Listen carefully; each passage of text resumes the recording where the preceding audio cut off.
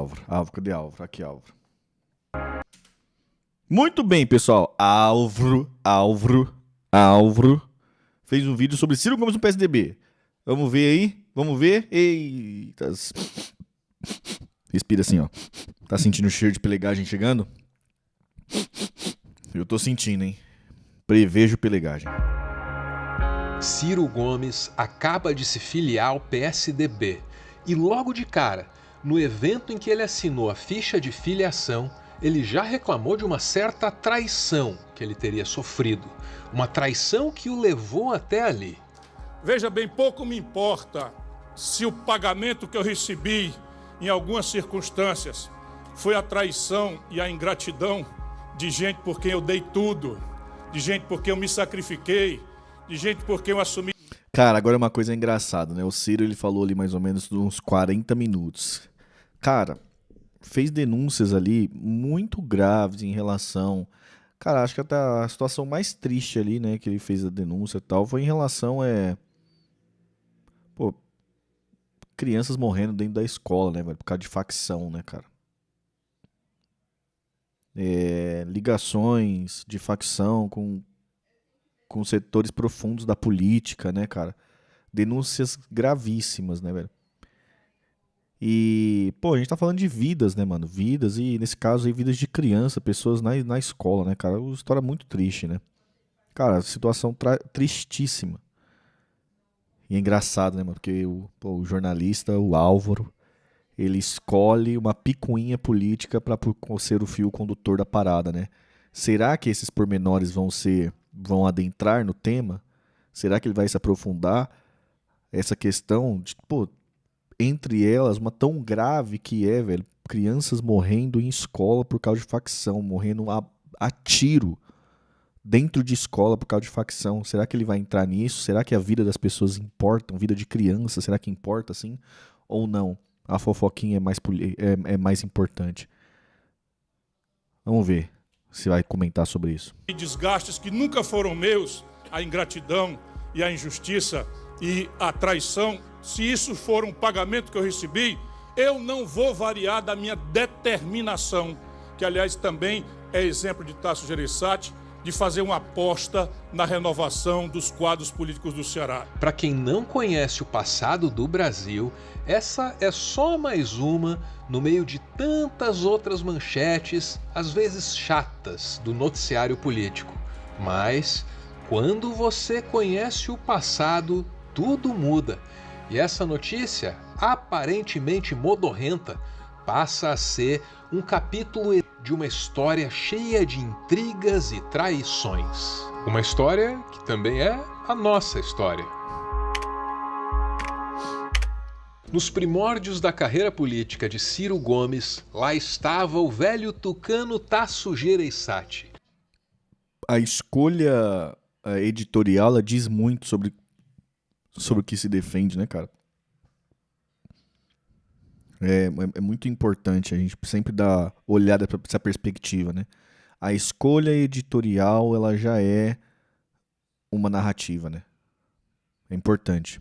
Foi debaixo da asa dele que Ciro foi deputado estadual, prefeito... Tamir, essa semana uma mulher foi morta porque as facções queriam que ela colocasse veneno na comida de policiais e como ela não fez, foi morta, é verdade. Bem lembrado, viu, Doug? Vou pegar aqui a notícia, é verdade, me aconteceu lá. Prefeito de Fortaleza e governador do Ceará. Naquele período, o Brasil era governado por Itamar Franco, que tinha assumido depois do impeachment de Fernando Collor, densamente acusado de corrupção. Lá pelas tantas, o Itamar também enfrentou seus problemas. Tá aí o ministro da Fazenda, Rubens Recupero, numa conversa que jamais deveria ter vazado. Ele estava conversando ali com um jornalista e, em dado momento, alguém entra na frente da câmera, mas não tem a menor importância, porque o que interessava mesmo foi captado pelo microfone.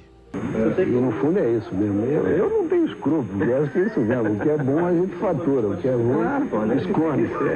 Eu não tenho escrúpulos, confessou o ministro, que ainda completou dizendo que o que é bom a gente fatura e o que é ruim a gente esconde. Hoje isso é brincadeira de criança, né? Coisas muito piores já acabaram aí passando batidas.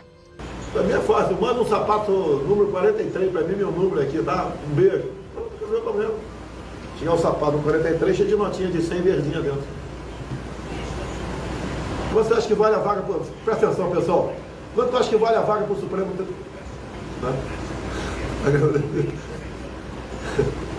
Tá aqui, né? Mas de volta aos anos 90, o presidente da República não poderia deixar passar, hein? Bolsonaro alastrava, né? Bolsonaro era... Putz, o bicho falava mesmo, é bocão de sacola mesmo, né? Também. A imprensa estava em cima. Então o Itamar Franco queria afastar aquele ministro imediatamente. E aí, eis que liga para ele, aquele jovem e promissor governador do Ceará. Eu recebo o telefonema do então governador Ciro. Ciro Gomes. Jovem, muito jovem na época, governador Ciro. Ele falou, me chamava de presidente. Presidente, por favor, deixa o ministro Recupero, vamos esquecer essas coisas. Eu falei, ô governador Ciro, eu até podia fazer, mas eu sei que agora, nesse minuto, o PT já está pedindo a cabeça desculpa a expressão popular, a cabeça do ministro Recupero, e daqui a pouco vai virar sobre o governo. O governo é que vai... Ciro queria que Itamar mantivesse o Recupero no cargo, só que o Itamar não queria bancar o desgaste político. A conversa terminou com um convite. Ele falou, mas como é que você vai fazer agora nessa altura, escolher um candidato, um ministro da Fazenda? Isso não é brincadeira. Eu falei, eu sei que não. Mas quem quer que vai ser? Eu falei, eu vou lhe convidar, o senhor. Eu falei, ele levou um susto. Ele falou, mas eu não. Eu falei, o senhor tem 24 horas para me dar uma resposta. E foi assim que Ciro Gomes... Uma coisa que eu tava reparando também na história do Ciro, e aí mais uma vez aí, né, já falando sobre essa ida dele pro PSDB, coisa do tipo, que tem um fato muito incomum em todos os movimentos políticos do Ciro, cara, que é, geralmente, essas missões políticas, né, velho, encontram nele, e aí meio que acaba sendo um chamado pra ele, né, toda vez que ele, tipo assim, que ele se propôs, né, pô, eu vou ser isso, coisa do tipo, nunca foi assim, né, nunca deu certo. Agora, quando ele tava, tipo, de boa, coisa e tal, mano, a conjuntura vem, mano, precisamos de você pra resolver determinado problema, tá ligado? E aí, meio que o negócio meio que cai no colo dele, tá ligado? É bem comum isso na carreira do Ciro, cara. se tornou ministro... Esse caso aí é só mais um exemplo, né? Essa aliança lá no Ceará, essa frente ampla contra o PT e as facções, né? Que é assim que tem que falar, né? Contra o PT e as facções também. Mano, do nada, do Neida, né, velho? O bagulho é uma situação tão insustentável no Ceará que até a oposição fala assim, gente, não tem mais como a gente ficar desse jeito, né, velho? O que a gente pode fazer? Aí, de repente, surge, mano, o Ciro Gomes é competitivo aqui, né, velho? Cara, se todo mundo engoliu o orgulho, coisa e tal, velho, e em torno disso, né? Será que rola? Aí os caras batem na porta do Ciro, né, ô Ciro? Aí o Ciro, não, gente, mas não tô querendo ser candidato a nada, não, mas olha o jeito que tá o Estado. Olha o jeito que os caras, o PT, a facção, fez aqui, cara. Olha o jeito que tá. Aí, cara, puta, mas é o meu chamado mesmo, né, velho? Puta, tem que ir mesmo, né, velho? Não tem como ficar ausente nisso, né? Ministro da Fazenda no governo Itamar Franco. E isso num período em que o Brasil vinha numa sequência de planos econômicos desastrosos. Num momento em que o Brasil tinha mais é que proteger a todo custo aquele frágil bebezinho chamado Plano Real. O Ciro Gomes assumiu essa missão depois da insistência do Itamar, do já mencionado Tasso e até do Fernando Henrique Cardoso, que também queria que ele fosse o ministro da Fazenda. Está lá o Itamar, diz que só aceita se for você, e a equipe toda botou o cargo à disposição, vai todo mundo embora, então só ficam se for com você, e a coisa então, Ciro, está na tua mão. É o Brasil, é o Plano Real, é a economia, é a minha candidatura, está tudo na tua mão. E esse episódio está na gênese da ambição presidencial do Ciro Gomes. Quem o julga pela insistência dele nesse plano precisa ter isso aí em mente. Naquela ocasião, ele abandonou os planos locais dele, lá no Ceará, para atender a um chamado que era arriscado. Ficou bom. Aí ligo pro meu pai. Mas você não está nem louco, meu filho. Sua missão é garantir a eleição do Tasso aqui, ficar no governo mesmo até o fim e tal. E papai que me chamou a atenção e disse, se der certo, foram os outros que fizeram. Se der errado, a responsabilidade é toda sua. Mas parece que até hoje o Ciro Gomes não entendeu essa previsão do pai dele. Porque sim, deu certo. E sim, outras pessoas ficaram com o mérito, mas o Ciro nunca se conformou com isso e passou a agir como se o PSDB devesse a ele uma candidatura presidencial. E talvez o PSDB devesse mesmo uma candidatura presidencial a ele. É discutível. Que loucura, né, cara? Que loucura, né? Essa é a narrativa, né, gente? A outra face da versão. Essa outra face mais conhecida como verdade, né?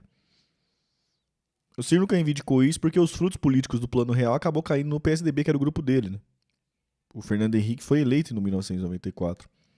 E, se eu não me engano, em 94 foi eleito no primeiro turno, né? Posso estar falando besteira. Ou foi em 98 que foi eleito no primeiro turno, enfim. Mas eu acho que foi 94 e 98. E aí não faria sentido, né? Não faria nem sentido o cara reivindicar. O rompimento dele com o PSDB se dá depois, quando é aprovado a reeleição, da qual o Ciro sempre foi contra, inclusive no projeto dele Nacional de Desenvolvimento. Uma das premissas para passar as reformas estruturantes era da própria reeleição dele mesmo, em troca da aprovação do projeto. E aí ele vai para fora, ele volta, escreve livro contra já o neoliberalismo. E ali começa o embate dele contra a ala neoliberal do PSDB. Inclusive Geraldo Alckmin, um deles, né? Geraldo Alckmin, hoje vice-presidente da República. Fora do PSDB, né? É legal também ver isso dessa perspectiva, né? Mas o fato é que o Ciro foi tratado apenas como mais um candidato a candidato dentro do partido. Isso fez com que o Ciro se sentisse traído pelo PSDB. Então ele saiu desse partido em 97, foi para o PPS, depois para o PSB, depois para o PROS e chegou ao PDT. No PDT, a história terminou de um jeito muito parecido. Ele insistiu na candidatura presidencial e dessa vez até conseguiu, mas a que custo?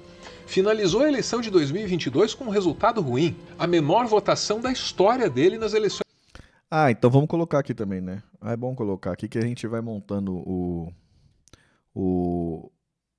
porque é, como eu disse, né? A escolha editorial ela já diz muito, né? Vamos lá colocar sobre a situação do Ceará, que talvez seja mais supérfluo, assim, né? O interessante mais é escolher falar sobre fofoca, tá? Mas vamos falar sobre alguma coisa assim que seja mais ou menos, né? Importante, né? Vilarejo do Ceará vira território fantasma após expulsão de moradores por facções.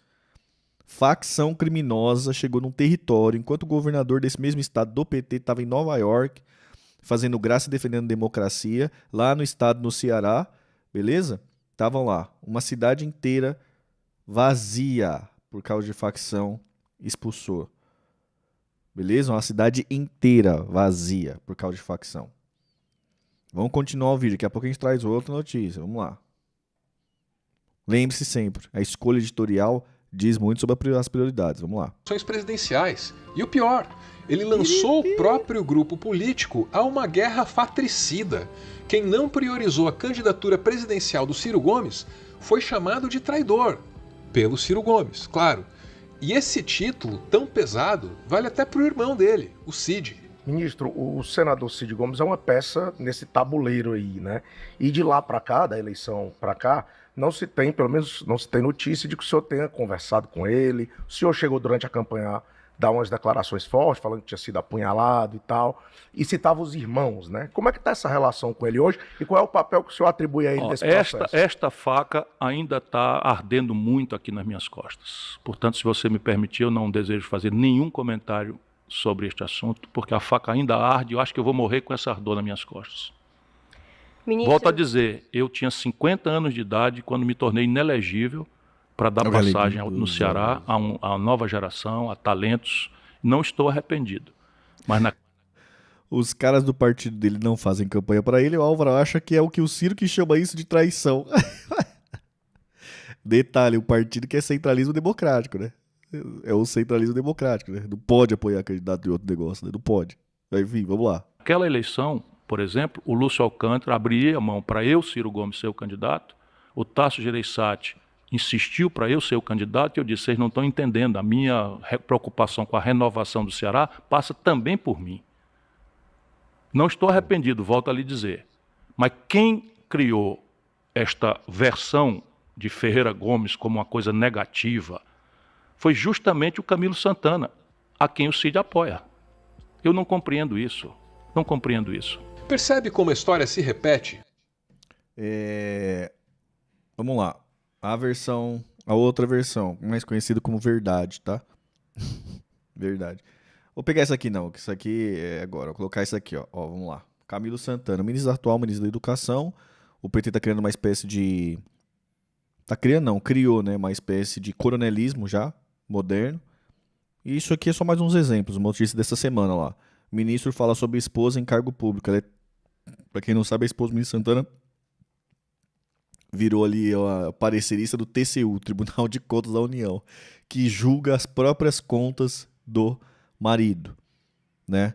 E naquele anúncio ali que o Ciro estava fazendo, filiação do Ciro no PSDB, ele faz algumas denúncias gravíssimas de dinheiro indo para a facção, dinheiro público indo para a facção, né? A Álvaro também deixou tudo isso de lado, porque não importa a facção, não importa se a cidade está sendo esvaziada, não importa se a criança está morrendo dentro de escola com trocação de tiro de facção, não importa nada disso, entendeu? O que importa é a narrativa. O que importa é a narrativa. O que importa é a narrativa e você jogar a culpa nos outros, entendeu? O Ciro saiu do PSDB se sentindo traído, porque foi deixado de lado na corrida presidencial. E o Ciro saiu do PDT se sentindo traído, basicamente pelo mesmo motivo. E agora ele volta para o PSDB, onde ele vai ter como aliados algumas figuras assim meio complicadas, esquisitas, do bolsonarismo local. Nós temos no Brasil um quadro em que tudo está cor-de-rosa e lindo. Está tudo maravilhoso e quem disser o oposto é logo taxado de fascista, de bolsonarista, de direitista, de fascista ou qualquer priquitista, ou seja lá o que diabo for. Né? Porque aqui é assim. É desse jeito que se faz para desqualificar toda e qualquer crítica. Não sou eu que estou falando, não. Um marxista diria que isso é história se repetindo, como tragédia ou como farsa. E até pode ser. Mas em se tratando de Ciro Gomes também vale uma análise junguiana. E foi Carl Gustav Jung, o pai da psicologia analítica, quem avisou. Até que você torne o inconsciente consciente, ele dirigirá a sua vida e você o chamará de destino. Tá. Mais uma noticinha aqui, só pra gente, né? Esse aqui todo mundo já sabe, né? Foi essa semana aí, ó. Mais uma situação lá que tá no Ceará. Tudo isso que eu tô falando tá no Ceará, tá, gente? Só o Ceará. É como é que está o estado do Ceará. Cozinheira assassinada por se recusar a envenenar policiais era amiga e querida entre os agentes. Facção criminosa abordou uma cozinheira, né? E fez a proposta. Vou te dar uma grana pra você envenenar os policiais. A cozinheira falou, gente, tem como? Facção matou a cozinheira, matou a trabalhadora. Isso não importa. Toda essa conjuntura que eu estou falando para vocês dentro do estado do Ceará, não importa. O importa é o rancor do Ciro Gomes. É a mágoa do Ciro Gomes, entendeu? Todas essas vidas que eu estou falando, que eu estou colocando aqui, pouco importa para a esquerda brasileira hoje em dia, né? Essa esquerda hegemônica, que é subordinada do PT. Pouco importa a vida do brasileiro, né? O que importa é sustentar a narrativa do Partido dos Trabalhadores. Mas segue o baile, bora, Álvaro. Ciro não parece estar consciente da mágoa. Uma mágoa legítima, diga-se. Uma mágoa que ele guardou contra os ingratos que não o recompensaram quando ele socorreu o PSDB naquele momento de crise. Desde então, essa mágoa tem dirigido a trajetória política desse homem, como se fosse o próprio destino. Tudo que Ciro faz parece ser uma tentativa de receber aquele reconhecimento que lhe é devido desde os anos 90. E uma vida conduzida pela mágoa é uma vida que anda em círculos. Não por acaso, Ciro Gomes foi parar no mesmo PSDB, onde tudo começou. Não importa para qual partido Ciro Gomes vá, lá ele sempre encontrará esse vídeo do IA ali é good. o maior problema de Ciro Gomes. Um problema chamado Ciro Gomes. Tá. Já que o problema é Ciro Gomes, vamos lá. Mais casos, mais conjuntura. Vamos vamos esquecer tudo, vamos esquecer tudo. Pouco importa. O problema é o Ciro Gomes. 90% dos clientes, tudo notícia de 2025 que eu tô trazendo, viu, gente? Tudo de agora. Essa aqui mesmo, ó, março de 2025. 90% dos clientes ficam sem internet na cidade do Ceará após ataques de facção contra provedores. Essa notícia basicamente é facção criminosa foi nos bairros, está tirando os cabos das empresas e passando a empresa dele, né, uma espécie de milícia, e forçando os moradores, ó, só pode assinar dessa daqui. Beleza? Facção. Mas, vamos lá. 29/9/2025. Alunos mortos em escola de Sobral e atiradores eram membros de facções rivais, aponta inquérito. Para quem não sabe, briga de facção, entrar dentro de um colégio, em Sobral.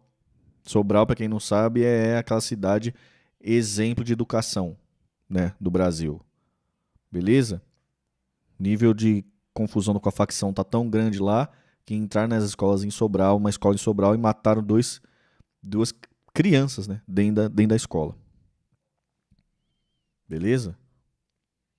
Mas essa esquerda brasileira lulopetista, representada pelo o Álvaro aí também, pouco importa essas vidas, pouco importa esses cidadãos, pouco importa. O importante é sustentar a narrativa petista contra o adversário político. É isso. Ponto final em mais um textão. E nas considerações finais eu quero revelar aqui a minha preocupação, né, com como os ciristas vão receber esse vídeo que eu fiz, pô. Porque no passado aí o pessoal já me criticou muito. Criticou até quando eu tentei elogiar, viu? Uma vez eu disse que eu li e gostei muito do Plano Nacional O Dever da Esperança. É vocês aí, cirista aí, ó. E aí eu falei, o livrinho é muito bom. E o pessoal disse, tá diminuindo, chamou de livrinho e tal. E não é, né? Só que eu gosto do Plano Nacional e gosto de diminutivo também, pô. Vou fazer o quê? Se não me engano, até Ulisses Guimarães se referia à Constituição como um livrinho. Enfim, não há nenhuma resistência pessoal. Percebo que o Ciro Gomes tem boas ideias, tem um bom diagnóstico de Brasil. E é com muito pesar, assim, que eu noto esse caráter. É isso, assim, gente, é isso. Essa é a conjuntura lá no Ceará, né? O PT tem a maioria das prefeituras, todo mundo está impossibilitado de apoiar qualquer outro candidato, porque o PT criou uma espécie ali, né, de feudo, né? Então, se uma prefeitura declara apoio a um outro candidato, coisa do tipo, o governo do estado começa a brecar verbas, começa a até colocar acusações falsas, caçar mandatos, coisa do tipo. Semelhante como era na Primeira República, né, do Brasil. É bizarro, né, cara? Tem a questão da segurança assolando todo mundo, como eu trouxe alguns eventos. A oposição está desesperada porque não tem ferramentas para brigar contra isso, né? E dentro desse conjunto todos, né, que se sente acuado, mesmo estando na base do PT, se sente acuado, coagido, obrigado a apoiar por chantagem ou coisa do tipo.